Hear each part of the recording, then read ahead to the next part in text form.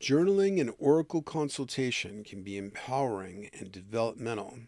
The unconscious person usually requires tragic shocks to punctuate his stagnant equilibrium, but the conscious person can learn through the subtle shocks provided by oracles, dreams, synchronicities, and intuitions. Never underestimate journal writing as a powerful practice and form of inner journey. Among many other benefits, writing in a journal helps us to strengthen a central witness personality, which reduces inner fragmentation and unconscious compulsion. It gives you perspective on present issues with which you are emotionally entangled, and reviewing old journals allows you to learn from history rather than endlessly repeating it.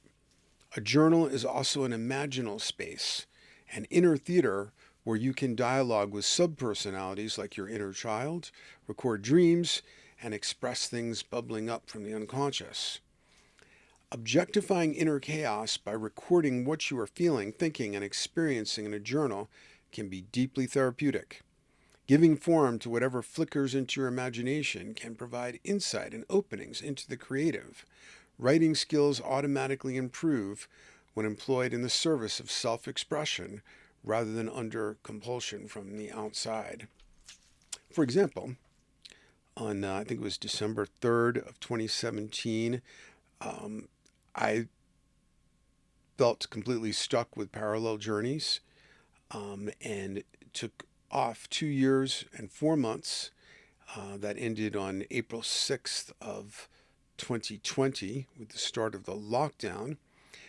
But in the intervening 2 years and 4 months, what I called my rabbit hole writing years, and it was basically 7 days a week, massive journal sessions. Some went on for 18 hours at a stretch, where anything can and did happen. I would just not even know what I was going to, where it was going to go that day. I'd just turn on the computer, and suddenly I'd be sucked down a rabbit hole, and I would just write it. And most of this writing is stuff that's only appropriate for me to read, but it did later inform parallel journeys, these oracle cards, and all kinds of things. And it was a very exciting period. So journal writing can be a real portal and a real rabbit hole if you do it. And by the way, Parallel Journeys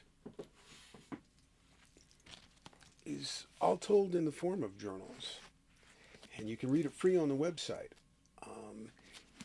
But you can also get it on Amazon as a physical book, a Kindle, or what I think is the best version, the Audible version. So journaling can be anything that you absolutely want it to be. I remember when I was starting teaching in a new high school on Long Island, and because I would teach journal writing, but it was also a little bit legally perilous for a teacher, because suppose a kid writes about doing something illegal. Um, there are a lot of things that if a teacher knows about, they're legally obliged to report. But then that can also defeat the purpose of journal writing. So what I did was I wrote up a paper that that the journal could be a diary, but it could also be fiction. It could be real life events and fiction mixed in. It could be absolutely anything at all. And I'd have parents sign that just to cover myself, so that kids could have the freedom to write whatever they wrote about, without having that worry that their journal might no longer be private. And I remember the very first class where I introduced this, a kid said, "So I can just write about I nailed some girl last night?" And I'm like, "Yes, Josh, it could be fiction." And that got a big laugh from the class, and helped me to become a very popular teacher. And the journal writing was very popular, and it helped kids with their language skills, because writing is not something invented by English teachers. And one of the reasons why kids have so much trouble with it is because we learn how to speak not to please English teachers, but out of a desire to communicate our own linguistic intentionality. So if you can, so compulsory writing makes people's writing totally suck.